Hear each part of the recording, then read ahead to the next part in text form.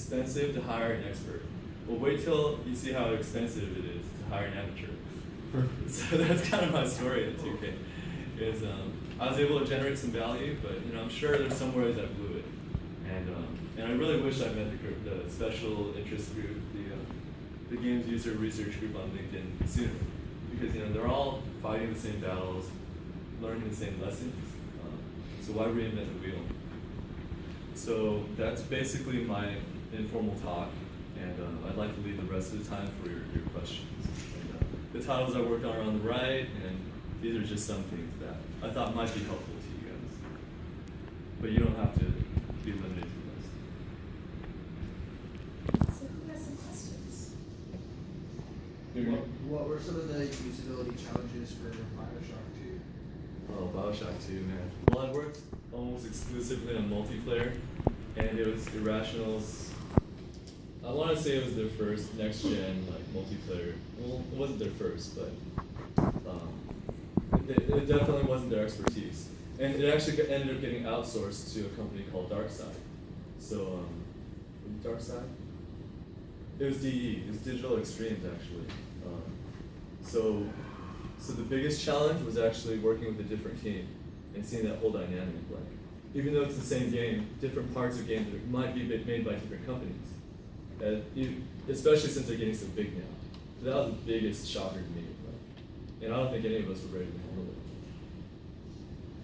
Now, usability-wise, though, I'd say when they were killing the big daddies in deathmatch, some people were trying to jump into the suit, and everyone was so confused. How do I become the big daddy in multiplayer? Because that was the guy that would one-shot everybody, and I think that was a real hook to the multiplayer. But how to actually become him wasn't so clear. We had to rack up a certain number of kills and yada yada yada. Do you think people lost interest at a certain point when you watched them play, or were they still motivated to? I think when they saw the quality difference between single player and multiplayer, that was enough to just get them to lose interest. But yeah, there were a good number of people that got kind of confused. Yeah, I never played the multiplayer. There you go. What was your favorite part about working at 2K? I think as a fanboy, it was just seeing glimpses of XCOM Enemy Unknown. That was the light at the end of the tunnel. Because I wasn't a huge fan of Duke Nukem Forever or Mafia 2. You guys can probably guess why. And then my other favorite part was playing soccer with the team on Friday, playing tennis once a week. It's a really cool facility. Not to mention the games. For when you're testing sequels and such, something like Civ 5 and XCOM, do you ever get people in who are huge fans of the series, and then they're like, "Oh, this is a horrible change, you're ruining Hexes, this." Yeah, we get that all the time, and it's important to test both. But for more AAA's tend to cater more towards their established fans, and it's much safer. But I think with the indie teams, it's really important to test more of newer crowds, and because it's usually new IP. So so much about user testing really depends on how you screen your applicants. If you get a good mix of for example 2K. 2K definitely has a harder time reaching out to new players because their games tend to be pretty hardcore and pretty mature. So that really narrowed the target audience. You mentioned. Oh, and I'd like to hear all your names before. Oh, and everyone should have a name tag in front of them too. Yeah. Yeah, but you mentioned working on a project sort of in your last semester at school that helped you sort of break into, or did you break into the industry a project that you were working on? Yeah, long story short was, you guys have demo day and all that, right? You guys have and so there was a VP of 2KLA at the time coming to visit, and so that caught some of his attention. That studio ended up becoming disappearing, unfortunately. But then that alone wasn't enough to get me in. What really got me the interview was that coworker of mine who emailed me the job opening. And then when I got the interview, I was able to say, hey, I met Graham Bales. And then they were like, oh, well, Graham. And then so I was was dropping names. Any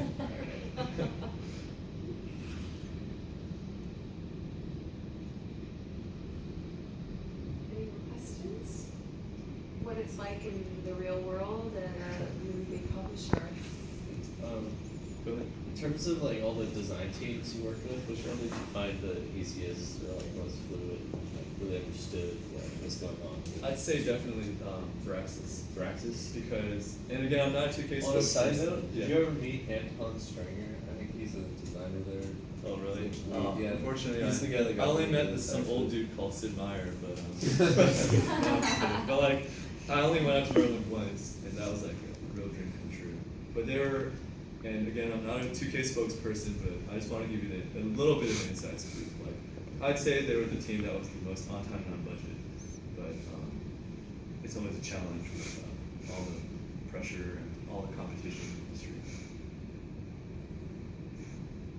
So like on one of your slides, you have like a flow chart of like where your career kind of went after you graduated, like SC, Disney, and stuff like that. Yeah. What pointed you more towards Disney than other companies? Was it because like the games that they were creating, or like? Good question. Yeah, like from a purely financial perspective, like the pay was the best, and it was the other two positions were just like part-time internships.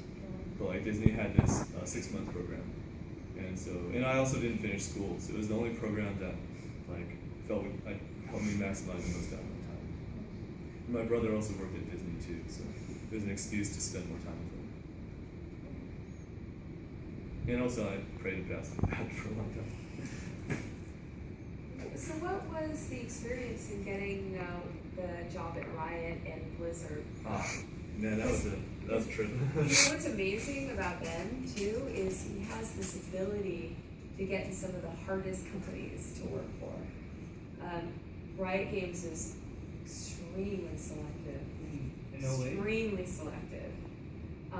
Blizzard, there are not that many positions open at Blizzard to work at Blizzard, and then 2K is almost, virtually impossible, especially just out of graduating. So let's hear a little bit. I'd like to have you talk a little bit about sort of your secrets, how you, besides, I've always been told in my own experience, I've had good luck in my life as well, that you need to have the right skills. Sure. You have to have the will and be at the right place in the right time, and you have to be prepared when the luck comes to you. So, with that, what was your experience? I'd love for you to and share it. call it luck, call it blessing. I'd say my secret is just being a poor kid. Like, I just had to work my butt off at SC because the looming death of being in debt forever really scared me. And that was a real deterrent to even like seeking after the game industry in the first place. It just wasn't practical. But sure enough, if it's our calling in life, then the right door is going to be open. And we talk to the right person, and the door will be open that no one can shut. So, and I want to be upfront with you all. Like I'd say I had an investment banking internship as an undergrad in London, and so I was able to turn some heads. But it was an unpaid position. I just got school credit and a travel stipend. So, being a business major, you're all like, how many of you are business majors, by the way? Good, because I hate business majors. but the thing about the games industry is it's business, and so much of a professional career is about selling the sizzle, not the steak.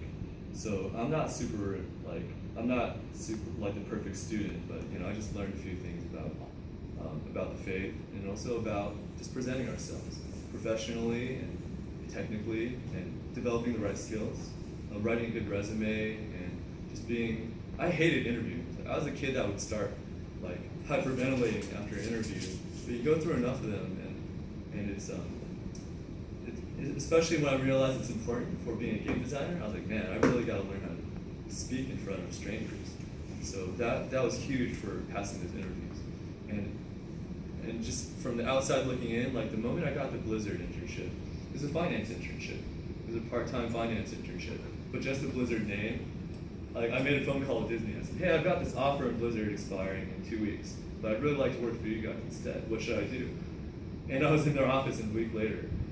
I was applying for months and months before that, and no word. So it's call it shallow, call it pragmatic, but you know, it's the corporate world is the corporate world, and it's not like school where people can really, I think, become more substance and style, where you can really get to.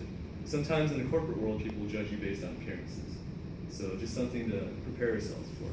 I just want to say two things too, because I was up at 2K visiting on actually Ben's invitation, and then I got to meet some of the VP, and they were very interested in user research, and I got to meet them and know them. And after Ben had left even, and I have to say that what really, he left such a great impression. Everybody in every department had nothing but amazing things to say about Ben, and I believe you just worked extremely hard and really tried to do your best. Thanks. And people really saw that, and they couldn't say enough, like, we need another Ben. They were so upset that you were gone. So it's just, I think the characteristics of being successful in the work world is just demonstrating fortitude, having heart with what you do, and you know, being smart and having the right skills, but also just doing your best and putting everything into doing your best. So Definitely. Yeah. User research is, you know, if you have the solid research skills and like you know how to objectively carry out like a good test, and you're not afraid of giving people, telling people their baby is ugly, then that's actually what helps the team the most. So you know, I think I spent enough time on that question, but it's, yeah, you know, it's just a learning process. I was never the perfect employee. Oh, and then just, yeah. So a little bit on Oh, sorry. Yeah, that's okay. on Riot. So we said around when you graduated 08, so that's right around when Riot was starting, correct? Before they even announced LOL, actually. So you knew someone from there while you were at SC, or? I had a couple of friends, like either interning or working there, and I met Brandon Bett. He was a fellow Marshall major. Yeah. And so, you know, it really surprised me. It's like, wow, 2 business majors, and it seems like they might just make a huge splash on it. So that kind of like was a glimmering ray of hope. So Yeah, maybe I don't have to be a programmer, maybe a far. Did you even consider it at that point? Oh, Riot definitely, yeah. like compared with Blizzard and Disney? Yeah, for sure. But again, it's just like it was an unpaid position and internship. So, and also I wasn't huge. I wasn't huge on Dota. I wish I was, but I just wasn't feeling confident about the project. I felt like I was more familiar with Disney and Blizzard's products. And I'm sorry. Gerard.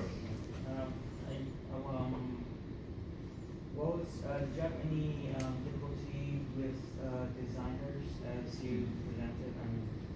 I would imagine you did, but were there any perhaps, so besides the problem with Delta, probably breakthroughs with designers who probably were more understanding?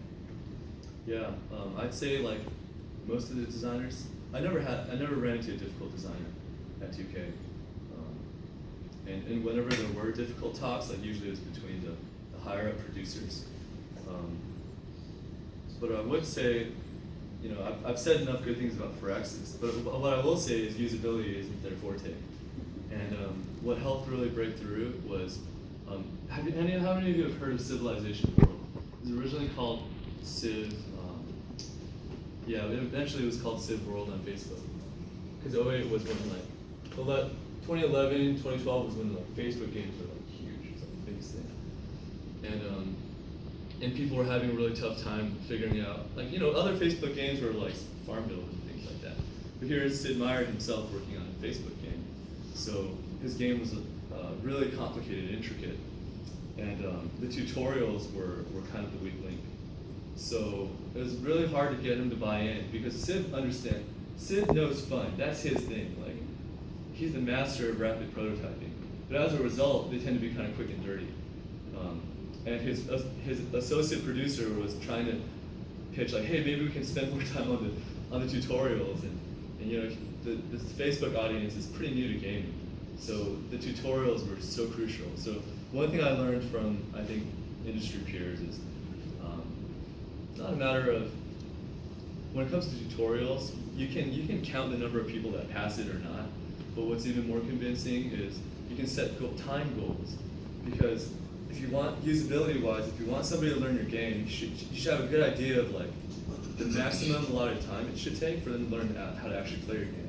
The faster they can play your game, the faster they can get into cool stuff. And the less likely they'll be to switch the web page or flip their cell phone or go, return the game at a store and for another one. It's a bigger problem on mobile and web than retail. So a tutorial they thought would take 5 minutes ended up taking 20 minutes. So when I showed that, there was no more argument. It got changed in like a week or two. Right, and I just want to add, just around that time too, new player experience became huge for MOBAs, for real-time strategy, for a lot of games where the companies wanted to get more casual players to play because of revenue, bottom line. So new player experience became huge, and things like people like Ben, showing what the difference, the timing difference, how much time it takes, and why we're losing. We're not getting conversion rate. So new player experience becomes huge. And in fact, continuing on, new player experience continues to be a super important part of usability. And I'll just segue, our next lecture actually is about accessibility and approachability. And we're gonna actually talk about some of the underlying principles of from psychology and how people learn and how to make learning really as easy as possible. Of course, it takes creativity, but when you know some basic tenets, it will help you design a good tutorial, good new player experience. So anyways, I think Jesse had another question. Sure, yeah, I think we've got 5 minutes. 3 more, I think. Sorry. No, no worries. You mentioned something Wish I about, could stay longer. you mentioned something about a portfolio. So like when you went into intern with these guys or like asked them for jobs or part-time, whatever it was, Yep. you went in with, I assume then you went in with a portfolio. What exactly did it consist of? Were it just like games that you had created during your own time? Like what exactly? Yeah, good question. I went with my laptop and what else did I do? I had all my games stored on a folder and ready to just flip open. The awesome thing about Macs is just an instant on, good battery life. And this is definitely my showpiece. This is a game I co-designed and developed with a student. So, to be honest, I highly doubt anybody actually opened the link in my resume.